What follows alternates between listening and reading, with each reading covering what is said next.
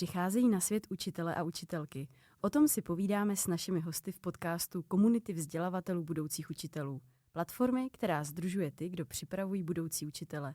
A to napříč Českou republikou i institucemi. Dnes si budeme povídat s 2 vzdělavateli, vyučujícími oboru. Jsou to vysokoškolští pedagogové, kteří budoucí učitele připravují po odborné stránce. Vítám docenta Justina Quina a doktora Petra Lišku. Petr Liška působí na Přírodovědecké fakultě Masarykovy univerzity v Brně, kde vyučuje matematickou analýzu. Na fakultě se aktivně podílel na projektu, díky kterému došlo k inovacím učitelských programů. Studenti na jeho přednáškách oceňují empatii, flexibilitu a lidský přístup, kterým pomáhá pochopit i náročnější a méně oblíbené matematické oblasti. I za to byl před 2 lety oceněn cenou rektora. Justin Quin je irský básník, kritik a překladatel, který pracuje na Ústavu anglofonních literatur a kultur Filozofické fakulty Univerzity Karlovy a současně vyučuje na katedře anglistiky Západočeské univerzity v Plzni. Zde se spolu s Gábinou Klečkovou a dalšími kolegy podílí na proměně výuky budoucích učitelů a dal vzniknout publikaci, která popisuje, jak zapojit anglofonní literaturu a kulturu obecně do vzdělávání budoucích učitelů. Pánové, děkuji, že jste přijali pozvání. Vítám vás. Děkuji. Dobrý den, my děkujeme za pozvání. Jak se stalo, že jste vyučujícími oboru? Co vás přitáhlo? Co vás lákalo? Justine? Tak já jsem se stal vzdělavatelem omylem vlastně. A jako jsem neměl v úmyslu jako se stát vzdělavatel. Jako asi ani jsem neznal to slovo. A já jsem učil dlouhé léta na anglistice v Praze. A tam jsem pracoval jako filolog. To znamená, že jsem učil dějiny britské a americké literatury, jako přehled a pak jsem učil speciální semináře o poezii 20. století, jak v Americe, tak v Anglii a v Irsku. Tak tam jsem byl asi 15 let, než jsem začal učit v Plzni. A když jsem jako přešel do Plzně, jsem prostě pokračoval jako dřív v Praze. Jsem nebral v potaz, že tam jsou budoucí učitelé anglického jazyka. Ale po nějaké době jsem zjistil, že to je totální nesmysl, co dělám. To jsem slyšel ze studentů a taky od učitelů. My jsme vložili jako do jejich hlav hodně znalosti o britské a americké literatuře a jako smysl toho bylo, že oni by měli znát ty věci, aby se stali učitele jazyka. Ale se ukázalo, že oni vůbec nepoužívají ty znalosti v reálném životě. Tak to bylo velký problém. A tak jsem začal přemýšlet o tom, co bychom dělali jinak. A asi takhle jsem se stal vzdělavatelem učitelů. Děkuju. Cítím tam, že zmiňujete nějakou reakci na to, že učíte budoucí učitele. K tomu formátu se ještě dostaneme. Děkuju vám za to. Petře, jak jste se vy stal vzdělavatelem budoucích učitelů? Neřekl bych, že omylem jako kolega, ale v mém případě to byla řada nešťastných náhod, nebo šťastných, jak se to vezme. Já jsem původně studoval učitelství, takže jsem plánoval spíš učit jako na střední škole, matematiku a pak deskriptivu.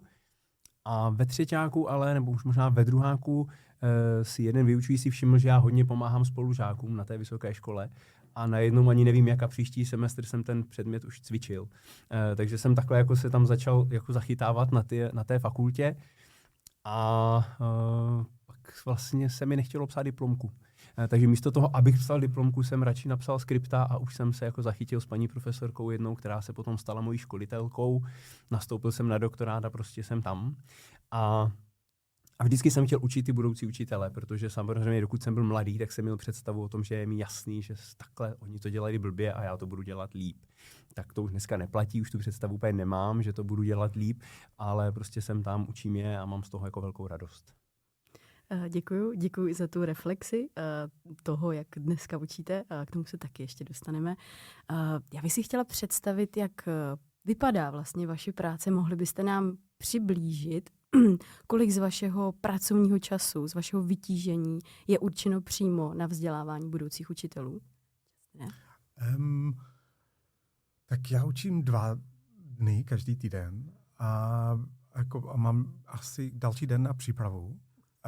A to znamená, že mám ještě 2 dny, abych psal články a případně monografii o tom, co dělám. Takže že takhle to mám rozdělené víceméně. Jsou různé etapy, období samozřejmě, ale takhle většinou to takhle vychází.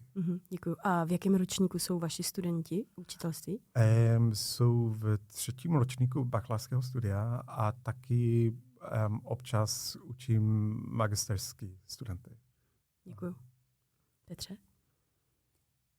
Tak já mám výhodu v tom, že jsem v luxusní pozici, která se na naší univerzitě, respektive naší fakultě jmenuje lektor. Takže mojí náplní práce je hlavně učit.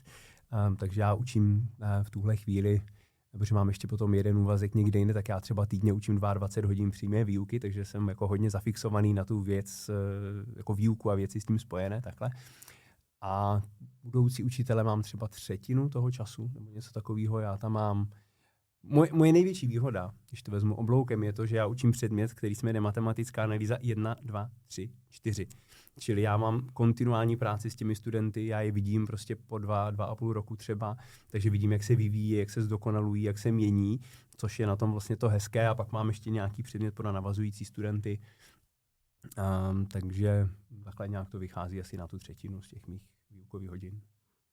Děkuju.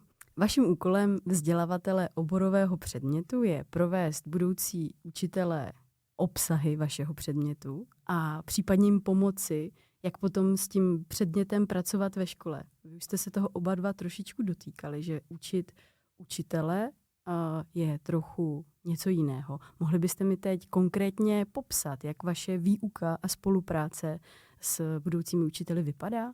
No, my máme na matematice máme velkou výhodu oproti většině ostatních oborů, které máme na Přírodovědecké fakultě v tom, že všechny naše přednášky jsou čistě pro učitele.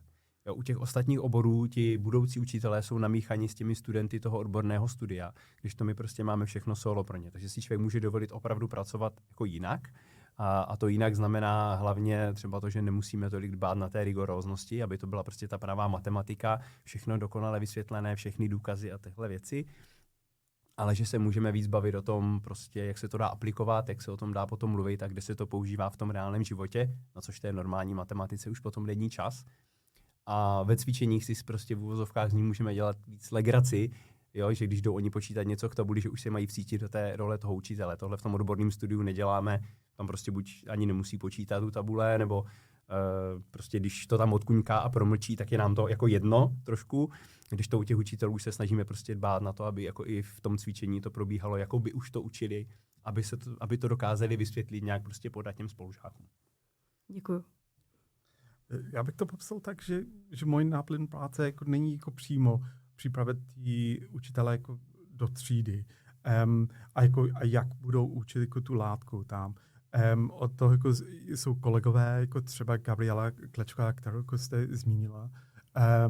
A moje hlavní jako náplň práce je představit jako studentům anglofonní kulturu a literaturu způsobem, který jako jim pomáhá jako jako spojovat ten svět kulturní a jazykový s tím, jak přemýšlí o tom jazyce. A jak můžou přiblížit anglofonní kulturu jako svým studentům v výuce. Takhle jako bych to představil. Děkuji. A mohl byste uvést třeba nějaký konkrétní příklad, třeba konkrétní dílo nebo autora, jakým způsobem můžete pracovat se svými učiteli? Vlastně, že to je hodně spisovatelů, které jako probíráme jako ve třídě, jsou angličtina není jejich první jazyk. Takže oni podobně jako studenty a jako studenty jako mých studentů se učí ten jazyk. A to je velký nový trend v anglofonní literatuře, že ten spisovatel není rodilý mluvčí toho jazyka. Takže ten spisovatel, jak ten spisovatel, tak postavy v románu jsou podobný těm studentům, jsou v podobné pozici. A tím pádem, že oni můžou jako jako naši studenty navazovat kontakt, může jako se cítit jako do role.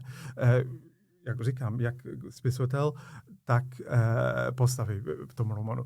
Třeba je krásný román od čínské spisovatelky Zhao Guo, a Concise Chinese English Dictionary for Lovers. Jako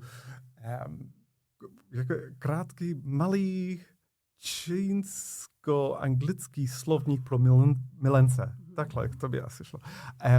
A to je ta postava začíná psát diář, když právě v chvíli, když přiletí do Londýna, aby se učila anglický jazyk tam. A takže to znamená, že ty úvodní kapitoly jsou příšerné. Jakože tady jsou takové hrubky, gramatické chyby, chyby ve spelvání a tak dále. Ale časem se zlepšuje jako ten jazyk a taky ten způsob, jak ta postava přemýšlí o těch dvou kulturách, jako čínský a anglický. Takže tím, že jako představíme jako studentům takový román, doufáme, že to pomáhá mnohem líp, než představit takový anglického spisovatele jako Charles Dickens ve svém britském kontextu 19. století. Že jde o to jako přiblížit jako ta kultura jak spíš těm studentům jako ten novým způsobem. Vy jste zmiňoval nějakou míru identifikace nebo vcítění se do postav literatury, kterou studentům představujete. Co ještě dalšího vaše výuka studentům učitelství přináší? Obecně kritické myšlení a způsob, jak diskutovat o těch knihách, o těch filmech způsobem, který jako je otevřený a který jako, že oni mají prostor reagovat na to a že není jako žádná jedna správná odpověď. Že to je, jako každý názor tam v třídě má stejnou platnost a stejnou váhu. Jak už ten vzdělavatel může tam stát a tvořit nějaký rámec diskuze, ale nemusí, že to není jako, že já mám ty správný názory a znalosti a jako oni jdou k vám a jako vy jako studenti jako musí vstřebat a taky znovu je vyblít na zkouškách na konci semestru. Děkuju. Petře, mě zaujalo, že jste zmiňoval, že se studenty pracujete vlastně delší čas, můžete sledovat jejich posun a že jste zmiňoval, že se studenty učitelství pracujete jinak. Mě by zajímalo, jak se daří do vaší výuky brát do hry to, co přináší studenti z praxí ve školách. No, oni většinou ještě v mý výuce nemají po praxi. Takže oni mnohdy přináší jenom vlastně své názory jako ze střední, co mají, jo, ale ještě neučili. Takže tohle se tam nějak jako nepromítá. V tom vývoji spíš jako, protože my máme první a druhý ročník a někdy někteří potom ve třeťáku ten volitelný předmět, tak tam vlastně jsou takové dvě roviny. Jedna ta rovina je ta profesionální, jakože to nevím, jestli mě se daří na to dbá, hlavně jedna moje kolegyně, s kterou se střídáme, že chce, aby se čím dál tím lépe vyjadřovali. Jo, a teď myslím jako spíš po té matematické stránce. A druhá rovina je ta osobnostní, že vlastně, jak už nabývá člověk nějakého toho vztahu s nimi, tak potom můžeme hovořit i o těch věcech, jako oni si myslí, že by si to dalo dělat lépe, jak by se mohlo učit, jo, nebo něco takového. Ale samozřejmě ten obor, který já tam dělám, ta matematická analýza, oni většinu toho nemůžou na té střední škole použít. Takže mým cílem není jako je úplně dokonale naučit ten obor, ale spíš mojí takovou jako skrytou touhou je jako naučit se, ale aby prostě k němu měli nějakou jako lásku, nějaký jako vztah. Jo, protože většina lidí přijde z té střední školy s představou, že matematika je počítání. A dostanou obrovský náraz do zdi, protože to není počítání, to je úplně něco jiného. A jako je na nich vidět jako v tom prvním smyslu jako obrovská krize, jako kdy oni jako najednou pochybují o sobě, pochybují o tom, jestli si to dobře zvolili a všechno jim přijde strašně těžký. Takže spíš jako je mým cílem jako je trošku jako říct, ale není to tak těžký, zvykneme si na to, a aby si prostě to nějak oblíbili a měli to prostě rádi, protože mám pocit, že spousta učitelů končí s tím, že si nevěří, že je dostatečně odborně jako fundovaná, aby mohla jít učit na střední školu a vlastně ztrácí časem jako tu lásku k tomu oboru. Takže vlastně se snažíte v nich podněcovat tu lásku a povzbuzovat je v tom, že to spolu zvládnete. Doufám. Jo, to je můj cíl. A ještě se doptám, jste zmiňoval učitele pro střední školu. Potkáváte se i s učiteli, kteří třeba učí na 2. stupni na základce? Nepotkáváme, já učím jenom do ty střední školy, ale třeba loni právě všichni lidé, co byli u státnic, tak řekli, že se právě necítí dostatečně odborně, aby mohli jít na střední školu a že všechny jdou učit na základní školu. Mm-hmm. Takže takhle přeneseně se setkávám s těmi na těch základních školách.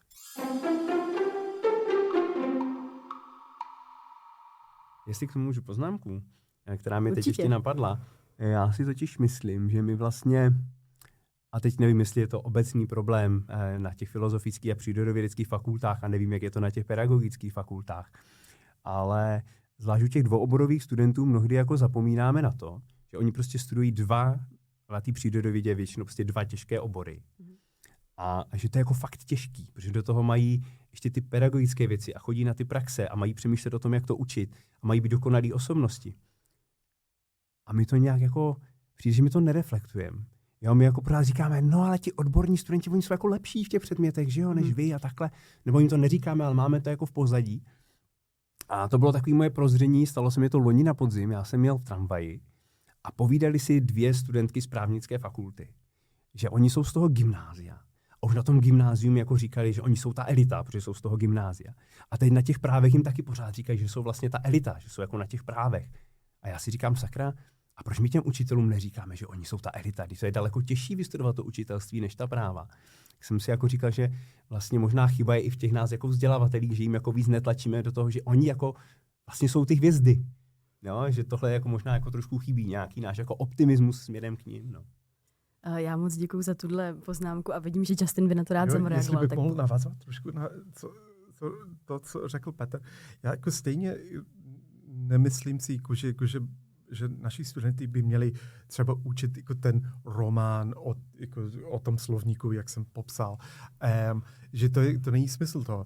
Spíš, jako, aby pochopili, jak ty vztahy fungují a když jdou do světa anebo do školy a používají angličtinu, většinou jako narazí na takový kulturní konflikty. A že takový román a podobný můžu jim pomáhat. A dřív, musím říct, že před 15 lety, když jsem začal učit jako v Plzni, studenti říkali, že ty studenti jako čeští v českých školách jsou takový etnický jednotvárný a jako jsou všichni Češi a my se známe a jako ale teď ta situace je úplně jinak, že moji studenti většinou jako trošku učí už a říkají, že tam jsou občas jsou 3-4 jazyky ve třídě. Občas, když jako učitel učí angličtinu, používají další jazyk, ne češtinu, na vysvětlení, jako některé. A taky jako to přináší kulturní konflikty. Takže aby ty studenti věděli, jako, o co jde v tu chvíli, aby pochopili jako dynamiku těch interakcí. A to jako tak, protože angličtina je světový globální jazyk, tak to znamená, že většinou nemluvíme s člověkem většinou z Ameriky nebo z Anglie a tak dále. Většinou mluvíme s Němcem, s Čechem, s Vietnamcem a přes angličtinu. Ale to přináší jako řadu problémů kulturní. Takže jakože ten přístup k literatuře používáme, aby jim to pomáhalo. Děkuji za to dovysvětlení.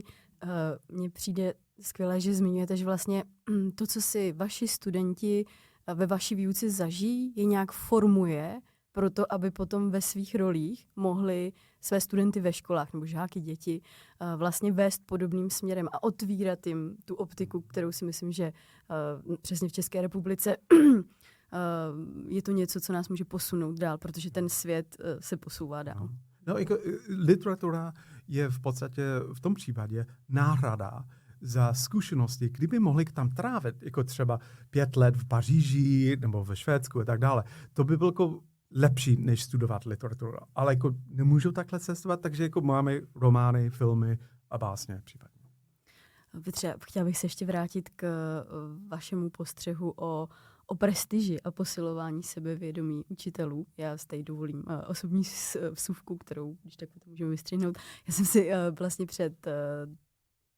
už to jsou 3 roky, prošla přípravou na učitelku a já jsem přišla ze soukromého sektoru, kde jsem vedla firmu a bylo pro mě neuvěřitelně překvapující, jak ta práce učitele je náročná, protože pokud tu práci chci dělat dobře, tak jde o to, abych byla dobrá ve svém oboru, abych do něj byla nadšená, abych uměla pracovat s dětmi, abych uměla pracovat s nějakým jejich psychologickým rozpoložením a moc bych si přála, aby se učitelská profese vlastně posunula na to prestižní povolání v očích samotných učitelů i veřejnosti.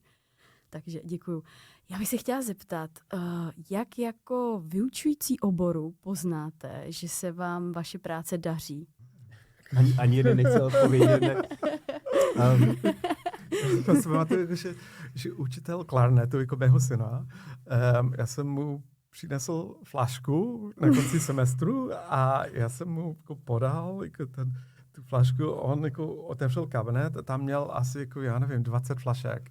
A já jsem řekl, já učím jako 15 let, takhle nevypadá jako můj kabinet. On řekl, na mě koukal a řekl, jak kdo učí. Takže to si těžko pozná, jako, že aspoň v mém oboru jako nemáme jako reflexy o tom, že nemáme statistiky, podle toho, co vím. Jsem tam, ještě máme kontakt s bývalým studentem, ale jako tím to v podstatě končí. Já doufám, že to není u zkoušek, protože u zkoušek jsem většinou jako zklamaný, takže kdybych měl brát výsledky zkoušek a toho, co tam předvádí, tak učím hrozně. Tak doufám, že to není u zkoušek. A tak nevím, no tak možná to, že ty první 3 semestry nejsou tak špatný, u mě znamená, že si zapíšou ten 4., který je volitelný. Ale pak jsem pochopil, že vlastně oni si to zapíšou hlavně proto, že ty ostatní předměty jsou horší. Takže zatím mám dojem, že jsem jenom to nejmenší zlo a ne ta nejlepší správná věc. Nevím, no, my to u toho oboru moc asi nepoznáme, že jo? Protože my už je nevidíme, jestli oni to nějak jako používají ty znalosti, nebo jestli to nějak jako je formovalo úplně jako učitele, to už my nepoznáme. Tak asi takový nějaký ty první signály, jako že když potom u vás chtějí psát tu bakalářku nebo tu diplomku a že si zapíšou ten volitelný předmět a že prostě nepřejdou na druhou stranu chodníku, když vás potkají asi. Takhle. Petře, mě tam napadlo, protože jste zmiňoval, že vlastně vedete předmět 1, 2, 3, 4, tak jestli tam sledujete nějaký posun vašich studentů napříč těmi bloky. Ano. No, protože oni přijdou v prvním semestru a to je vlastně těsně po té střední škole, že tak to je úplně něco jiného, když už jsou na konci toho druháku, ten vývoj je velký, protože projdou nějakým tím šokem z té vysoké školy a tak. Takže nějaký vývoj tam je, na některých je poznat, že se jako hodně jako otrkají, se dá říct, a najednou prostě je vidět, že jsou to osobnosti, které jsou jako schopný něco utáhnout a zapojují se třeba do života té fakulty a na některých to poznáte hned první týden, a na některých to poznáte až třeba za rok, až trošku jako splynou s tím prostředím. Takže nějaký vývoj se tam dá pozorovat. Někteří rostou jako vlastně vidět jako odborně, že na začátku jako nic moc a teďka najednou ho to začalo bavit a začne se v tom jako šťourat a nakonec jdou třeba i na matematiku nebo něco takového. Takže nějaký pozitivní věci tam pozorujeme. A pak jsou bohužel jako studenti, u kterých za celou tu dobu vidíte, že se jako nějak jako nelepší. A to je jako vždycky jako strašně smutný, protože třeba vidíte, že jako fajn on tu matematiku umí, tedy já ho jako nevyhodím. No ale pro boha, já bych nechtěla, aby šel učit, ale já ti to jako nemůžu říct. Jo, a takže i takovýhle tam máme, takže jsou tam jako pozitivní posuny a pak taky žádný posuny, kdy jsme jako smutní. Děkuji, já se k tomu vrátil. My máme velký problém na začátku studie, když tí studenti přicházejí jako ze střední školy a že způsob, jak učíme literaturu, je úplně jinak, než zažívali jako ve střední škole a oni to považují za blbost. V podstatě v prvním ročníku, v druhém ročníku. Ten váš přístup. No, si myslí, že to není jako vážný a že takhle, kde je to biflování, jako co bude mít v mozku a tak dále. Ale v hodně jako případů, jako že student po třetím ročníku a už když začíná jako magistra, už chápe, jak to funguje a smysl toho. A že z toho máme radost. Ale taky jsme smutní z toho, že jim to trvá tak dlouho a snažíme jako to urychlit ten proces, ale ten balvan, co jako přinesou ze střední školy, je tak těžký a velký, ještě jako zápasíme s tím. Mm-hmm. Ale jako, taky jsme, když jste zmínil jako zkoušky, to je vlastně jako poslední místo, které bych očekával, ale vlastně taky jsme to předělali státnice kvůli tomu novému programu a že teď studenti dostávají ty otázky si myslím jako týden, 3 dny jako dopředu a můžu konsultovat jako s kolegama nebo jako internet a tak dále, ale tam je velmi důležitý jako ten výstup, co mají. A že to nejde o nervozitu, jako, kterou otázku vytáhnou a tak dále. Je to, a občas vidíme jako studenty, kteří jako velmi často vidíme studenty, kteří byli velmi slabí na začátku, už jsou schopni samostatně jako přemýšlet a ten výkon je skvělý. Děkuju. Jenom napadá, jestli jako vlastně ten kontrast mezi tou střední a vysokou školou u nás je velký, že u té literatury, tak jestli třeba jako v anglosaském světě možná není ten problém tak velký, ne, když přecházejí na tu vysokou školu. Ne, jako není, protože když ve střední škole jako my jsme interpretovali jako literaturu. My jsme jako se naučili, jako, jak o tom přemýšlet. A jako já jsem neměl, když jsem absolvoval střední školu, já jsem neměl jako žádný přehled. Jako, jak světové literatury nebo anglické literatury. Jako, já jsem měl jako sem tam nějaké jako, věci. A mě to fascinovalo, jako tady, když jsem přijel poprvé, že lékař, jako právník, matematik, že oni jako věděli, kdo je Shakespeare a tak dále. Já jsem řekl, čím to je? Jako, vy jste jako všichni jako začali čtete jako Shakespearea, to je úžasné. Mně běží hlavou spousta věcí, jak bych chtěla reagovat, ale ráda bych nás posunula trošičku dál k tomu, když jste začínali učit obor, když jste vlastně nastoupili na dráhu vzdělavatelů. My jsme se bavili o tom, co vás k tomu přivedlo a mě by teď zajímalo, jestli si dokážete vzpomenout, co jste v té době potřebovali, abyste si tak říkajíc mohli před studenty učitelství postavit. Jestli tam bylo něco, co vám chybělo, nebo naopak, o co jste se mohli hodně opírat. Mi v první fázi napadá, že vlastně jako toho oboru nevidím úplně velký rozdíl, jako před jakého studenta předstupuju, pokud vím, že před něho předstupuju. Jo, jakože samozřejmě totiž jsou jako i případy, kdy prostě ten na tom oboru je nějaký předmět, on je namixovaný učitelé, odborníci a teď ten vyučící jako neví, že jsou tam ti učitelé třeba budoucí. Tak je dobrý, aby to věděl. A pokud to ví a teď s tím nějak jako je schopný pracovat, tak to asi bohatě stačí, ale jinak nemám jako pocit, že bych musel dělat věci úplně jinak, jako u toho odborného předmětu. U té matematiky prostě jako nevidím nějaký velký rozdíl, protože prostě ta je jenom jedna. Jo, takže jenom můžu prostě snížit ten level třeba v té odbornosti a přidat těch aplikací, aby to jako bylo zajímavý, jo, protože já se soustředím na to, protože sám jsem to vždycky jako na střední měl jako velkou otázku. Jako a proč? Jako proč se tohle jako učím, jo? Takže já myslím, že zajímá i děti ve školách. No, to je zajímá pořád, jo? Takže já se jako vždycky snažím jako ty budoucí učitelé jako říkat, jako kde se to teda dá použít. Jako proč se to jako učí. Ono je to většinou jako těžký, jo? Protože samozřejmě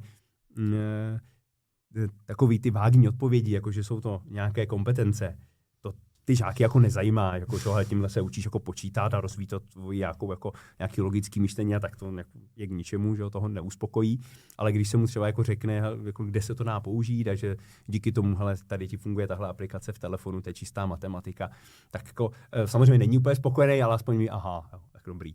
Jo, tak protože prostě to, co se učí dneska, že to není jednoduchý. A ty aplikace té matematiky prostě na to potřebujete tak jako 1-2 specializovaný doktoráty skoro, abyste jako o tom mohli fundovaně hovořit a používat to a dělat to.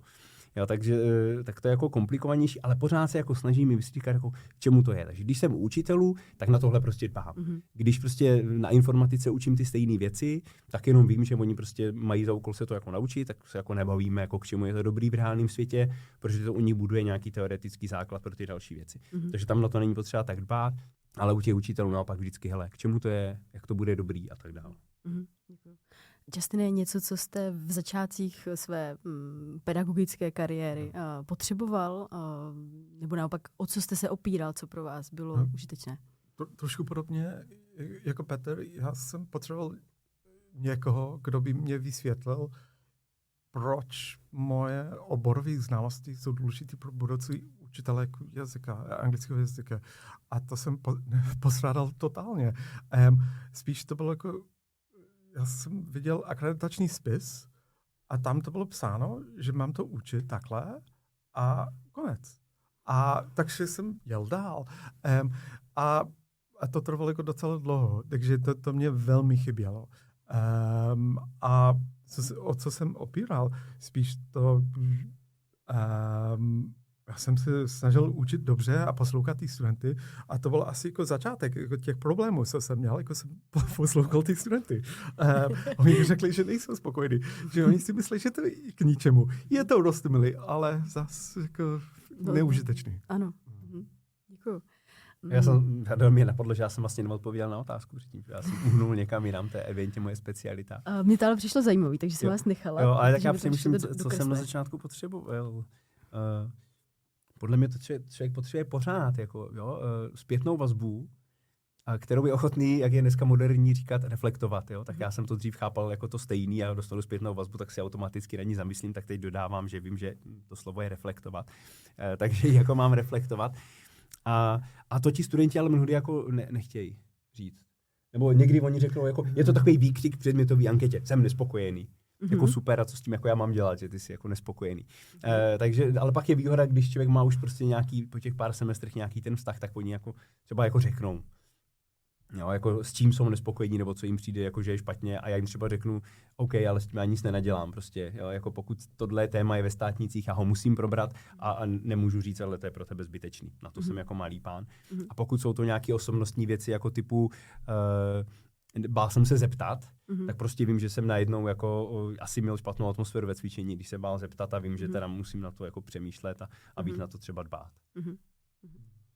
Tak tohle, asi zpětnou vazbu. Jo, to mi přijde, že to člověk potřebuje vždycky a nejenom na začátku. To je velmi důležité, ale jsou velký problém jako s tím, že student jako pořád se bojí toho učitele, jako, protože jako učitel má moc, jako on se rozhodne o známce jako, a tak dále, jestli bude mít diplom a tak dále. Takže já cítím tam ten velký, obrovský strach. Jako, aby to řekli jako na rovinu a tak dále. Takže i když jako ten člověk, ten vzdělavatel, já mám problém, ten učitel může jako se tvářit, jako, že je hodný a tak dále a poslouchá, ale to je nekonečný problém. Takže to je součást toho balvanu možná, s kterým ty studenti přichází a trvá nějaký čas, než se podaří rozpustit nebo zmenšit. Je tam ještě něco dalšího, co pro svoji práci dnes potřebujete? Zmiňovali jste zpětnou vazbu? No, klíčový ta odpověď je šikovný a chytrý studenty, co se chtějí vzdělávat, tak ty potřebujeme nejvíc. A co spolupráce s dalšími kolegy na univerzitě, kteří se podílí na vzdělávání dalších učitelů? Různý názory na to. Jako, já jsem víceméně spokojený s tím, jak jsme spolu s Gabrielou Klačkovou a další kolegy, jak jsme změnili ten program. Jenom dodám pro posluchače, že Gábina Klačková má na starosti didaktiku. Ano, přesně tak. A ona v podstatě mě učila, jak být učitelů.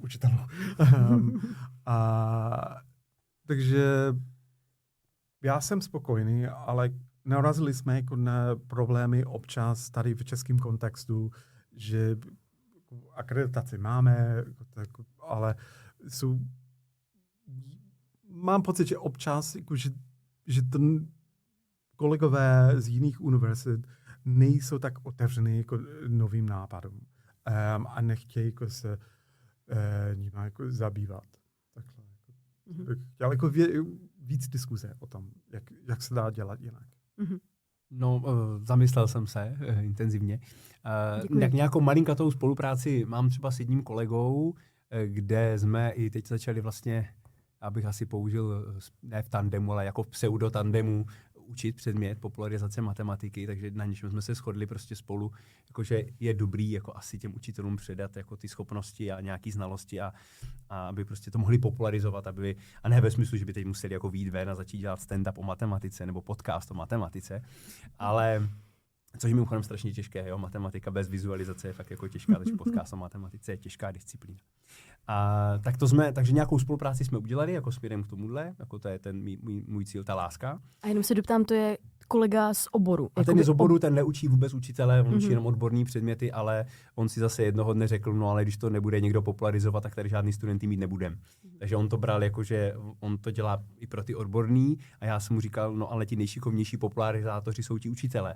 Jo, když budeš mít dobrý učitele na střední a oni ti řeknou, hele v Brně je to super, tak oni sem přijdou, i ti neučitelé přijdou se prostě sem i ty odborníci, takže takhle se nechal přesvědčit a vlastně ti učitelé tam přišli, protože mě znali, ale ten předmět učil on, proto tomu říkám pseudotandem, já jsem tam seděl a říkal mu, děláš to hezky. Zhruba, jo, takhle to nadlehčeně beru. Takže to je jedna spolupráce, kterou tam nějakou máme a která je prostě super, protože najednou člověk může jako hovořit o tom, co se děje s tím druhým. Dostáváme hned jako navzájem, my si to prostě potom probereme, jako co tam probíhalo a jak se nám ti studenti jevili, já jsem chtěl říct děcka, oni by se urazili, čili jak se nám ti studenti jevili a jaký byly prostě ty jejich projekty a prostě u některých jako vidíme, jako že tenhle má fakt jako talent, jo? Že dokáže prostě v rámci toho předmětu si vymyslí projekt, který je prostě zábavný, je úžasný, zapojí to třeba 40 dětí zároveň, jo? Že vymyslí nějakou hru a podobně. Tak jako je to prostě super. Jo, a tam je důležitá ta spolupráce, ta zpětná vazba a to, že najednou prostě člověk na to není sám, může o tom s někým hovořit, jo. Jako, že to prostě probere a jestli je to dobrý nápad a jestli je to špatný nápad a není to, že to až otestuju v té výuce prostě. Tak to je jedna věc. A druhá věc, co bych jako strašně moc chtěl, což je česky špatně, tak bych velmi moc chtěl, je, kdyby se podařilo jako navázat nějakou jako spolupráci napříč těmi obory. Jo, protože dneska na té střední škole je prostě tendence jako, ty předměty jako spojovat.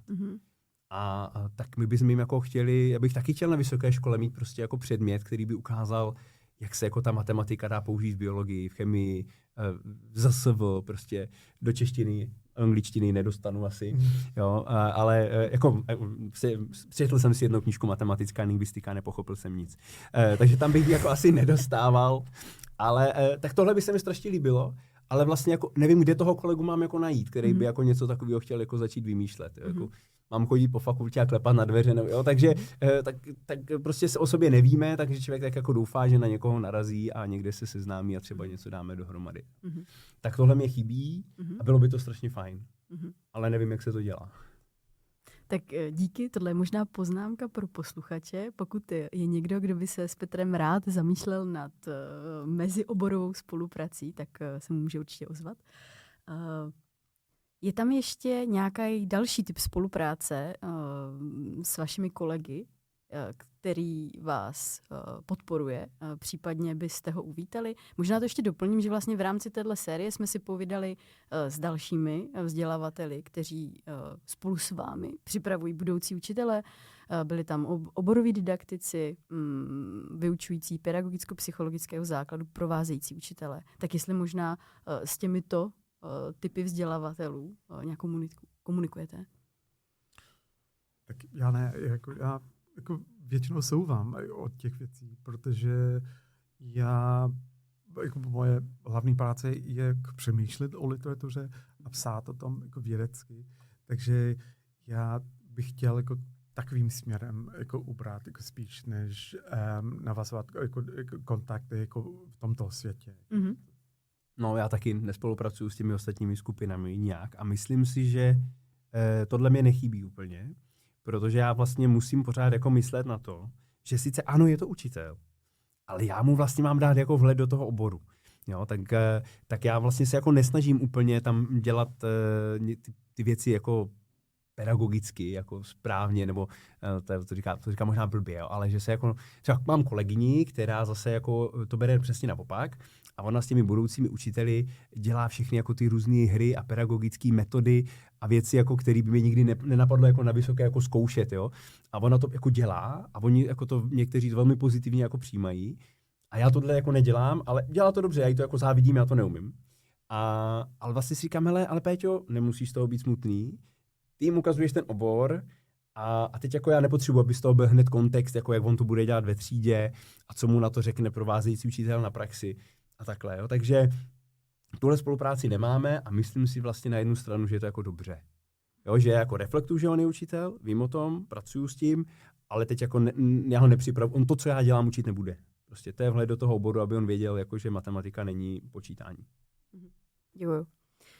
Pomalu se blížíme ke konci. Je něco, co byste rádi vzkázali nebo doporučili vyučujícím oboru, případně budoucím učitelům? To asi říkáme každý den, když vyučebně. Těžko říct. Já určitě jako nemám žádný vzkaz.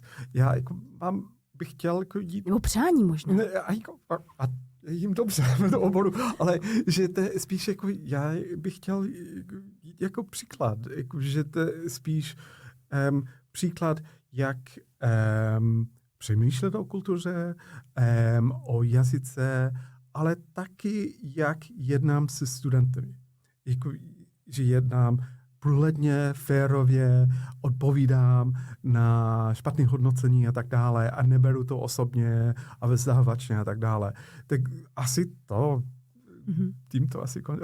To je víc než dost pro mě, aspoň, jako, jestli to zvládnu, takže budu rád. Jít příkladem, děkuji moc za to. Petře? No těm vzdělavatelům oboru bych vzkaz měl, ale ti to nebudou poslouchat, tíhle zrovna, že jo. Já jsem chtěl říct těm vzdělavatelům oboru, aby jako brali na vědomí, že tam mají ty učitele. A ti, co tenhle podcast budou poslouchat, tak to jako ví. Tak možná, aby to řekli těm kolegům, kteří to neví. Jo, že prostě ten učitel nemá být chodící encyklopedie, že se nemá naučit. A já teď nechci říct žádný konkrétní příklad, protože by hned všichni, co mě znají, věděli, kam to jako míří. Ale prostě, že nemusí umět prostě dokonale ten předmět a dokonale ten obor, tak jako ten odborník, protože on to prostě fakt jako nikdy nepoužije. A není to ta správná nadstavba, když to musí vědět stejně jako ten odborník. Takže tohle by byl vzkaz asi pro ty vzdělavatele a pro ty budoucí učitele bych ho vzkaz měl, protože já se musím přiznat, že to neříkám pravidelně. Jo, já vlastně na to většinou jako zapomenu, já si takhle na to myslím na začátku semestru a pak to jako nikdy neudělám. Tak to řeknu tady, nezapomeňte, že jste skvělí.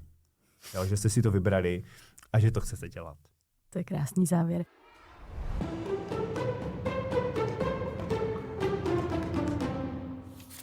V dnešním díle s oborovými vyučujícími zaznělo, že výuka budoucích učitelů klade na vzdělavatele jiné nároky než výuka studentů neučitelských programů. Oboroví vzdělavatelé, kromě toho, že předávají odborné znalosti, tak pomáhají budovat vztah k oboru, propojují svět oboru, který vyučují, se světem studentů učitelství a tím jejich budoucích žáků a svým přístupem a chováním velmi významně modelují roli učitele.